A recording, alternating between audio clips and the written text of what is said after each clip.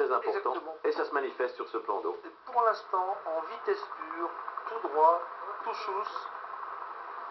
Alors on nous dit que vous n'avez plus d'image à Genève, alors que nous pouvons encore suivre ce qui se passe sur nos moniteurs. Avec Oracle qui file loin devant Alinghi, plus d'1 kilomètre d'avance pour le bateau américain.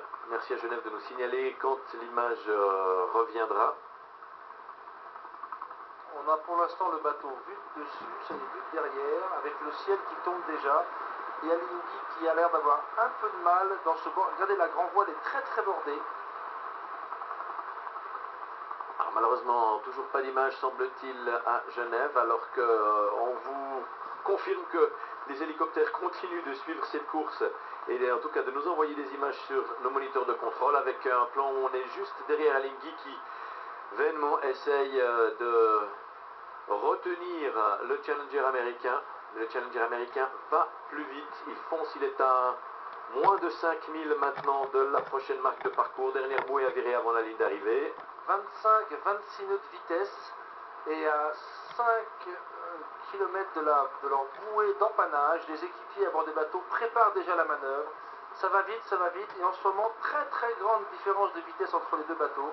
Je me demande si le bateau devant, Oracle en l'occurrence, ne touche pas plus de vent et que le vent mollissant est pour le bateau derrière.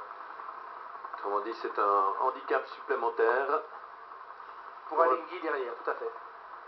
Ouais, la surface là est plus ventée à l'avant de la course, en se rapprochant de la bouée numéro 2. Oracle qui évolue à un peu plus de 26 nœuds. Voilà. Alors qu'Alinghi est plutôt autour des 22-23. Une moyenne faite un peu au pif. Et on voit la paume partie horizontale qui tient la voile d'Alinghi bouger beaucoup, mais qui a du mal à revenir aussi vite. Du mal à être rebordé aussi vite qu'une aile, et surtout quand Alinghi bouge le bas de sa voile, ça modifie tout le profil jusqu'en haut, ça casse tous les filets d'air jusqu'en haut, alors que cette aile, avec différents volets, 9 en tout, quand elle bouge le volet du bas, ou les deux volets du bas, on ne touche pas au volet du haut. Ou quand on veut enlever beaucoup de puissance, quand on ouvre tous les volets du haut, on ne touche pas au volet du bas. On ne change pas toute la forme de la voile, on ne change qu'une petite partie en gardant entière l'efficacité de tous les autres volets. Comme on dit, cet engin qui fait 625 mètres carrés, on l'a répété à de nombreuses reprises, hein, c'est plus grand que l'aile d'un Airbus A380 et c'est vraiment l'arme absolue dans ce duel de Coupe de l'Amérique. Ça donne un avantage incontestable au Challenger américain. Le rêve de tous les navigants, le cauchemar de toutes les équipes techniques. Imaginez-vous que cette aile, on ne peut pas l'affaler comme une voile, donc quand le bateau reste au mouillage la nuit loin du quai, il faut faire des quarts, et comme dans une course autour du monde, nous sommes 8 de quart, navigants à bord, à choquer, ouvrir l'aile, parce que comme un cheval fou qui se cabre, le bateau, dès que le vent prend dans l'aile, tire sur son mouillage. C'est un cauchemar à gérer à terre, mais comme vous le voyez, c'est un bonheur à naviguer.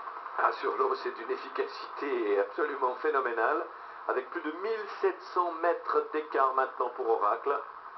Alinghi semble avoir pu prendre une bonne assiette, flotteur au vent bien au-dessus de l'eau maintenant, mais aveu d'impuissance pour le bateau suisse. 1770 mètres d'avance pour Oracle. Étonnante efficacité de ce trimaran, de cette plateforme avec cette aile. L'Oracle qui se rapproche très fort de la bouée va devoir empanner avec un état d'esprit totalement différent sur les deux bateaux. Le premier américain, ne pas casser, ne pas casser, ne pas casser. Et le deuxième chez les Suisses, revenir. Et si jamais nous sommes derrière, présenter ce pavillon rouge et cette réclamation telle qu'elle puisse être 1 recevable et 2 acceptée dans sa décision.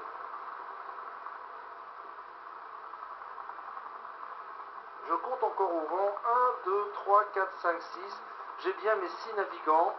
1, 2, 3, 4, 5, 6. Mes 6 navigants au rappel complètement à l'arrière du flotteur. Matthew Mason, Nouvelle-Zélande, avec les mollets et les pieds en dehors du bateau, embrassant de ses bras le flotteur comme s'il ne voulait pas s'envoler. N'oubliez pas, messieurs dames, ça va à 26 nœuds. 26 nœuds, c'est quoi? 48-49 km/h. Faut pas tomber dans l'eau, c'est dur comme du béton. Et ça bouge, hein. Ils n'ont pas vraiment beaucoup de prise pour s'accrocher. Ce sont vraiment des acrobates. Et on l'a dit, hein, les marins, les athlètes ont été mis à rude épreuve aujourd'hui avec un départ sur l'eau à 9h30 ce matin. Et là, une ligne d'arrivée qui n'est pas encore vraiment en vue. On va passer la deuxième bouée. le bout du triangle. Et ensuite, ce sera un cap sur la ligne d'arrivée. Alors que malheureusement, semble-t-il, nos téléspectateurs n'ont toujours pas l'image. On peut vous préciser que Oracle reste en tête avec 1800 mètres d'avance maintenant. Les deux bateaux sont à un peu plus de 6 km de la bouée, 3,4 milles nautiques. On pense vraiment que le vent forcit dans le bas du parcours, c'est-à-dire plus on y va, plus on récupère du vent.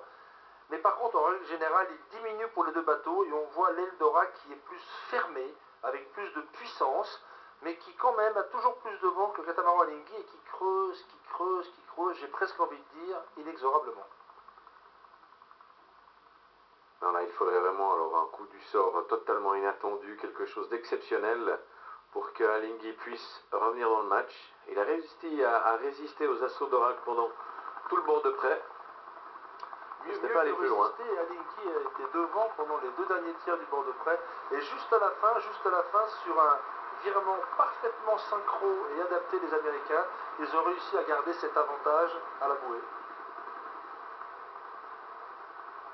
Et là, on observe le mécanisme de réglage de l'aile d'Oracle. Je vais me permettre un commentaire pour comparer les match racers, c'est-à-dire 1 contre 1, et les rois du multicoque, c'est-à-dire les rois de la vitesse.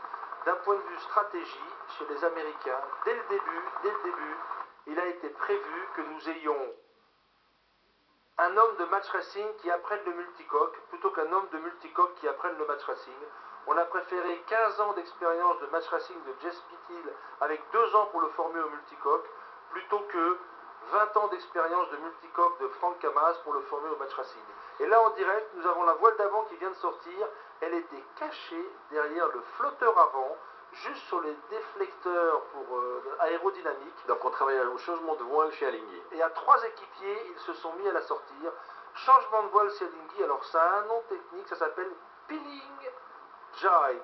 En clair, je vais changer de voile. Là où on voit Pete tout devant, je ne sais pas si vous voyez encore, on va enrouler ce petit génois, ce qui veut dire que l'angle était assez serré. Et on va aller sortir une voile qui s'appelle Côte Zéro, voile inventée par les voiles légères qui permettent de descendre dans le vent, mais sous l'autre amure.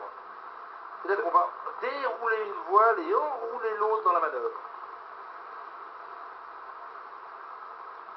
Et on voit la dérive, le foil Exact. de Oracle, là, juste en reflet sous l'eau. Et c'est très bien cette image parce que nous sommes en appui, on n'utilise que la partie courbe du foil que l'on voit en reflet bleuté dans l'eau et non pas la partie verticale du haut du foil, raison pour laquelle il n'est pas enfoncé complètement. En clair, on appelle ça dagger foil, c'est à la fois un foil et une dérive. Sa partie courbe aide le bateau et soulage le flotteur dans les allures portantes. Sa partie droite, quand on enfonce complètement, sert de dérive comme un monocoque normal. Dagger foil, voici le surnom de ces appendices chez les Américains. Il reste 2000 à courir jusqu'à la bouée et l'écart est à peu près stable de 1900 mètres entre Oracle et Alinghi.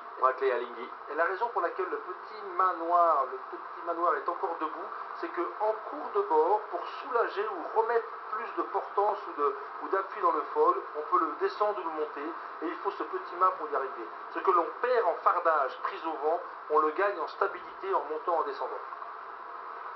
Traction à la puissance est opérée par les moteurs que chacun des bateaux. Regardez sous le vent, nous le disions, l'appendice est courbe parce que cet appui soulage le flotteur qui s'enfonce moins dans le vent. Et plus je le remonte, moins j'en ai, donc moins j'ai de vent. Et plus je vais jusqu'à la limite de courbure, plus j'ai de l'appui et je soulage mon flotteur que voilà. Alors que l'autre appendice qui était à droite, c'est le safran, c'est ce qui permet de diriger le bateau. Très belle image, regardez, des parties inférieures de l'aile sont fermées, il y a moins de vent, puissance totale. Une aile d'avion très creuse qui atterrit, une aile de multicoque très creuse qui a besoin de puissance parce qu'il y a moins de vent. À peu près 5 minutes jusqu'à la bouée pour Oracle, un peu plus pour Alinghi, qui compte 2 petits kilomètres de retard.